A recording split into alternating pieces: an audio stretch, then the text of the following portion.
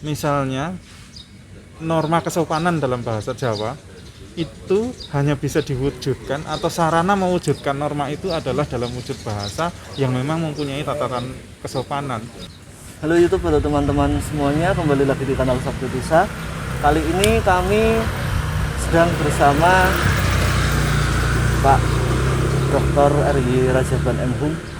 Beliau adalah salah satu guru kami yang memberikan banyak hal dan masukan, termasuk tentang perjalanan perpustakaan umum Dusun Jelegongan. Nah, kali ini kami akan berbincang tentang bahasa Jawa, terutama kenapa kita harus mempertahankan dan terus menggunakan bahasa Jawa, karena kita tahu sendiri bahwa banyak anak-anak muda yang sudah tidak bisa lagi menggunakan bahasa Jawa, terutama bahasa Jawa Kromo, dan bahkan banyak yang mulai terbiasa dengan menggunakan bahasa Indonesia termasuk di kehidupan sehari-hari. Nah, kalau menurut Pak Rajaban sendiri, fenomena seperti itu gimana Pak? Biasa atau tidak biasa? Monggo. Fenomena ini sebetulnya fenomena yang sangat biasa. Pertama, karena setiap pilihan itu selalu ada motif spiritual di belakangnya.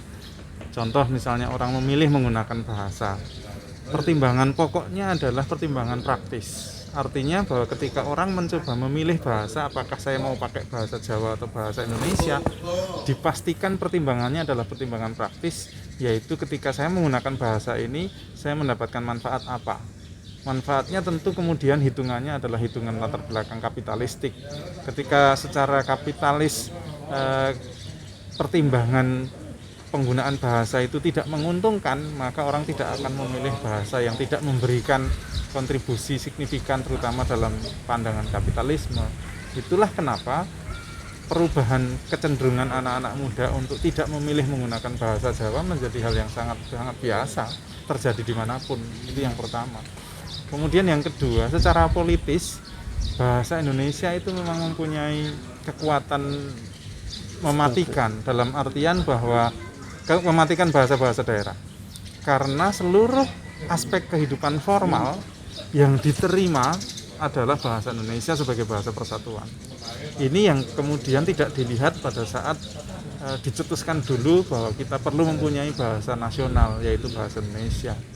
Memang bagus secara politik pada waktu itu untuk menyatukan rakyat Indonesia secara kultural menjadi satu bangsa untuk melawan penjajah.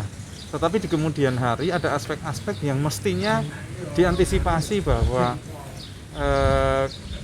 kekuatan besar bahasa Indonesia sebagai bahasa nasional yang diakui resmi sebagai bahasa negara, yang menjadi bahasa yang dipakai dalam forum-forum resmi, itu praktis akan melemahkan peran bahasa-bahasa daerah, terutama ketika kita melihatnya dari sisi pragmatik kapitalistik.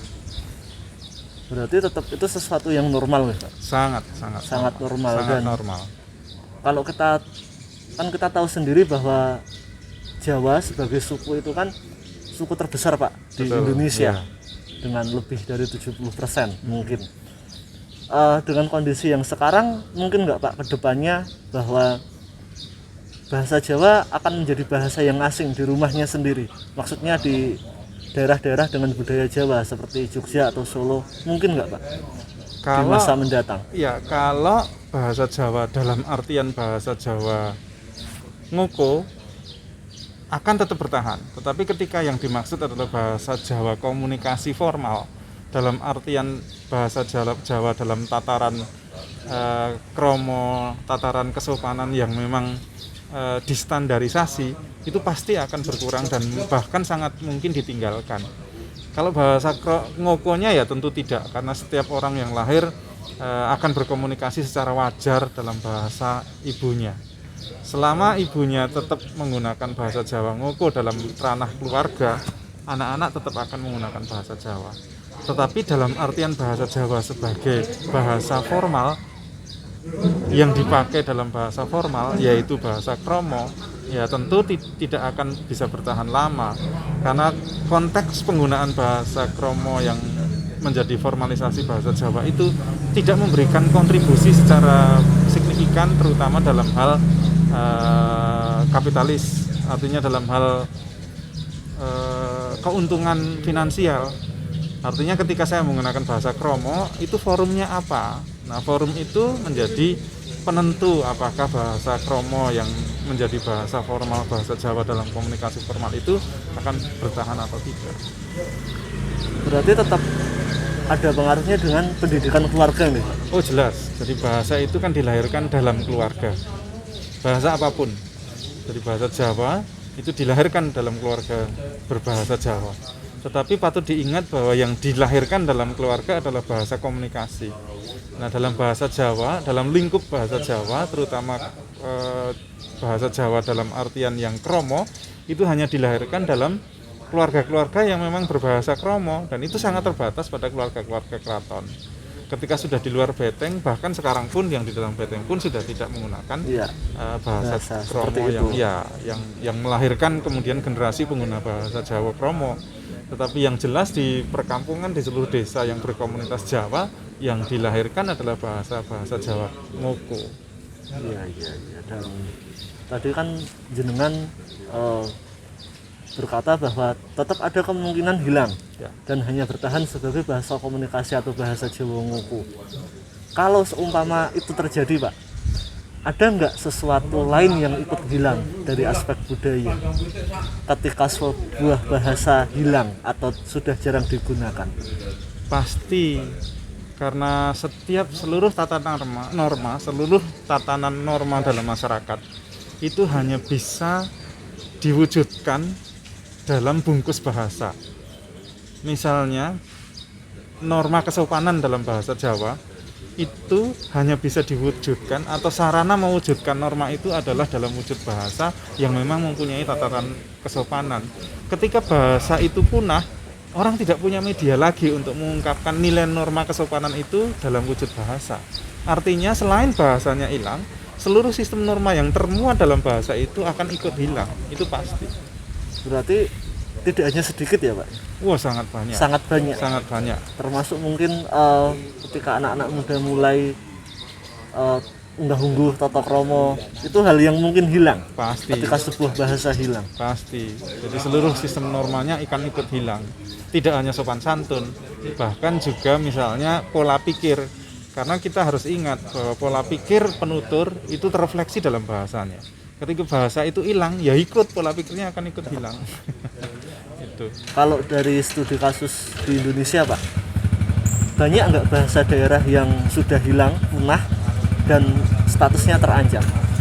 Banyak sekali. UNESCO itu tahun 2010 itu sudah memetakan ada sekitar 10% seluruh bahasa-bahasa asli di dunia ini yang punah. Di tahun 2007 sampai 2010 Indonesia itu kehilangan 1% bahasa. Jadi kalau kira-kira kita punya 700-an bahasa, ada 7 bahasa yang punah. Nah, yang kalau bisa saya sebutkan satu, misalnya bahasa Dayak itu beberapa sudah sama sekali tidak ada penuturnya, hanya jadi sejarah. Oh, dulu ada bahasa Lengilu. Hanya seperti itu. Iya. Tapi orang yang menggunakan bahasanya seperti apa? Ya kan ketika sudah tidak ada lagi orang yang menuturkannya, ya tidak akan ada lagi bukti bahwa bahasa itu dulu pernah ada. Apalagi dokumentasi tertulisnya tidak ada, maka hanya menjadi sejarah. Dan itu terjadi pada bahasa-bahasa yang memang secara linguistik belum mempunyai dokumentasi yang memadai untuk menjadikan sebuah bahasa itu bisa bertahan. Jadi bahasa itu mempunyai 2 kategori, punah dan mati. Bahasa yang punah itu adalah bahasa yang tanpa penutur lagi dan belum memiliki dokumentasi tertulis, sehingga orang tidak mempunyai rujukan lagi ketika mau menggali konstruksi kalimat yang nantinya bisa di-generate menjadi grammar bahasa yang dulu pernah ada. Itu yang disebut bahasa punah. Jadi orang tidak mempunyai kemampuan lagi untuk menggali lagi bahasa yang pernah ada itu, karena tidak adanya sumber-sumber atau data-data mengenai bahasa itu. Ya, kategori yang kedua adalah bahasa yang mati, yaitu bahasa yang memang tidak lagi ada penuturnya, tetapi karena dokumentasi linguistiknya lengkap, orang kapan saja bisa mempelajari bahasa itu secara bebas, secara mandiri. Kami masih penasaran soal ini, Pak. Mungkin kan banyak yang merasa, oh tidak mungkin bahasa Jawa suatu saat hilang karena status sebagai suku terbesar di Indonesia. Tetapi ada nggak, Pak, sejarah di negara lain atau di tempat lain sebuah bahasa dengan penutur banyak dan mungkin besar, tetapi di kemudian hari hilang, Ya, entah ada. mati atau punah. Ada sekali. Kalau kita lihat di awal-awal abad pertama, bahasa Ibrani itu menjadi bahasa yang sangat besar di dataran Timur Tengah atau di daerah, kalau dalam istilah bahasa disebut di daerah Samawi, itu bahasa Ibrani sangat dominan waktu itu. Sekarang siapa yang menuturkan bahasa Ibrani? Kemudian contoh lain, bahasa Latin, yang menggunakan bahasa Latin secara normal alamiah kesehari-harian siapa? Sudah nggak ada lagi. Padahal bahasa Latin dulu pernah menjadi bahasa yang sangat dominan di Eropa sampai ke Eropa Barat. Bahkan kalau mau dirunut, hampir seluruh bahasa-bahasa di Eropa itu berinduk pada bahasa Latin. Nah, itu menjadi bukti. Maka sebetulnya jumlah tidak ada pengaruh sama sekali apakah sebuah bahasa itu akan bertahan atau tidak. Penentunya justru posisi signifikan secara politis sebuah bahasa. Misalnya bahasa Jawa, secara politis bahasa Jawa itu tidak mempunyai signifikansi yang tinggi, ya otomatis bahasa Jawa akan ditinggalkan. Pertimbangan berikutnya adalah arus kapitalisme yang begitu kuat. Ketika sebuah bahasa tidak mempunyai kontribusi dalam perspektif kapitalisme, ya bahasa itu tidak akan memberikan apa-apa bagi penuturnya. Nah, secara pragmatis, bahasa yang tidak memberikan kontribusi kepada penuturnya ya akan ditinggalkan. Untuk apa saya menggunakan bahasa ini ketika secara pragmatis, kapitalistik saya tidak punya manfaat apapun? Termasuk pragmatis ketika ada anak muda ngumpul dengan temennya menggunakan bahasa Jawa dianggap aneh, seperti itu termasuk salah satunya. Nah, itu lebih menguatkan lagi, karena itu kemudian pembinasaan, kata dalam tanda petik pembinasaan bahasa secara gaya, artinya dalam gaya hidup bahasa itu sudah tidak akan punya prospek lagi ketika di kalangan yang peer grupnya dianggap bahwa bahasa itu sudah ketinggalan. Apalagi hal itu akan mempercepat sebuah bahasa untuk kehilangan ya eksistensinya. Yang terakhir Pak, mungkin pendapat jenengan sebagai pegiat bahasa mungkin atau dokter bidang bahasa. Banyak anak-anak muda yang ingin belajar bahasa Jawa, terutama Romo, dan mereka masih takut dengan pakem. Nanti kalau salah gimana, kata ini yang benar kromonya apa, seperti itu. Pendapat jenengan Pak, apakah hal itu harus ditakutkan atau itu sesuatu yang normal ketika seseorang ingin belajar bahasa? Dalam menguasai sebuah bahasa, dalam proses belajar, sebetulnya ketakutan menguasai bahasa itu tidak beralasan. Karena bahasa itu serangkaian keterampilan yang ketika dilakukan dalam frekuensi yang tinggi, penguasaan bahasa itu akan otomatis terjadi. Artinya yang harus dilakukan ketika orang itu canggung atau ragu, sebetulnya itu yang harus pertama-tama dihilangkan. Karena canggung dan ragu itulah yang kemudian membuat frekuensi orang menggunakan bahasa itu akan menurun. Padahal yang harus dilakukan ketika orang mau menguasai sebuah bahasa, sesulit apapun bahasa itu, adalah dengan meningkatkan frekuensi menggunakan bahasa itu. Menggunakan dalam komunikasi sehari-hari, menggunakan bahasa yang sedang ingin dikuasai itu dalam komunikasi yang alamiah dan natural. Tidak penting apakah ketika belajar itu melakukan kesalahan atau tidak, karena kesalahan itu otomatis akan hilang seiring dengan peningkatnya frekuensi menggunakan bahasa yang ingin dikuasai. Sebenarnya tidak ada alasan untuk takut atau untuk malu atau untuk ragu-ragu, karena justru itulah yang sebetulnya menghambat ketika orang mau menguasai sebuah bahasa. Jadi kalau ingin belajar bahasa, intinya gunakan sesering mungkin gitu. Yo, betul. Hanya itu, tidak ada cara lain. Ketika kita ingin menguasai bahasa, apapun itu yang harus dilakukan adalah meningkatkan penggunaan atau frekuensi menggunakan bahasa itu setinggi mungkin. Itu saja. Siap. Baik, matur nuwun Pak atas waktunya dan perbincangannya. Terima kasih yang sudah menyaksikan. Semoga bermanfaat dan semoga video ini menjadi penyemangat untuk teman-teman yang sedang belajar berbahasa Jawa, terutama bahasa Romo, dan kita tentu berharap bahwa bahasa Jawa sebagai bagian dari budaya Jawa akan tetap hidup, akan tetap lestari di tanahnya sendiri. Terima kasih, sampai jumpa di video-video selanjutnya. Tabik